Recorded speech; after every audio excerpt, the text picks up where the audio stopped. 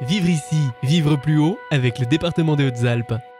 En matière d'environnement, le département des Hautes-Alpes fait preuve d'exemple en ce qui concerne la gestion des cours d'eau, notamment sur leur qualité, afin de déceler une éventuelle pollution et de prendre des décisions concernant les choix épuratoires. Un service tout particulier s'occupe de la bonne santé des rivières en réalisant toute une batterie de tests sur le terrain.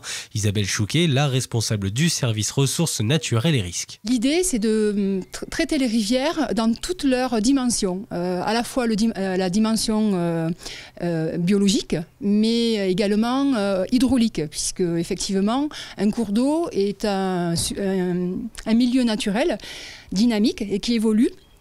Et en plus, nous avons une spécificité sur le département puisque c'est un territoire de montagne.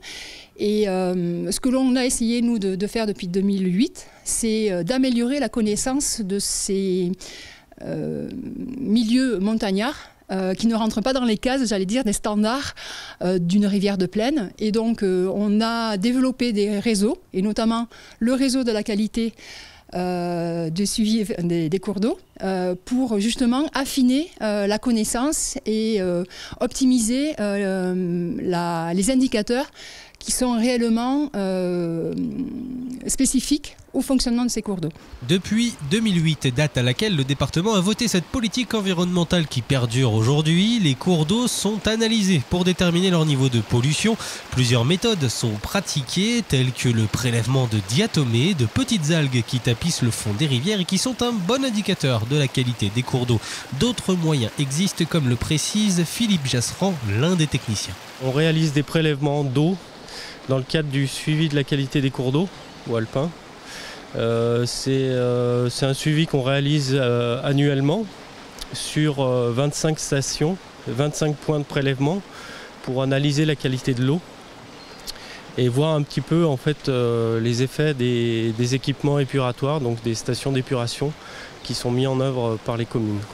On fait des prélèvements aussi d'invertébrés aquatiques.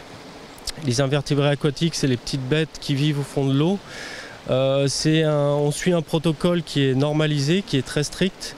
Et en fonction en fait, des invertébrés qui se trouvent dans l'eau, on arrive à définir une bonne qualité ou non, sachant que certains invertébrés réagissent plus ou moins à la pollution, quoi. Tous ces prélèvements sont analysés par le laboratoire départemental avec le soutien financier de l'agence de l'eau et de la région PACA. Si les résultats sont concluants, c'est la preuve que les investissements ont été utiles. Sinon, c'est qu'il y a encore des possibilités d'amélioration. Précisons que ces données enrichissent le réseau de mesure national. Le réseau est complémentaire du réseau de mesure national. Établi à l'échelle du bassin Rhône-Méditerranée-Corse. Et l'objectif, en fait, c'est de rapporter la qualité des cours d'eau au niveau à l'échelle européenne. Puisqu'il y a des directives en fait, sur l'eau, des directives cadres sur l'eau, qui imposent un bon état écologique des cours d'eau. Donc l'objectif, c'est de pouvoir dire est-ce que le cours d'eau est en bon état ou pas, quoi. Nous, les cours d'eau sont de bonne qualité si on regarde à l'échelle nationale. On est sur des cours d'eau de bonne à très bonne qualité, quoi.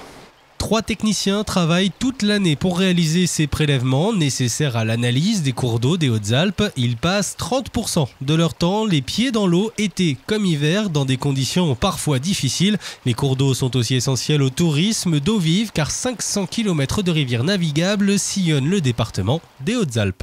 Vivre ici, vivre plus haut avec le département des Hautes-Alpes.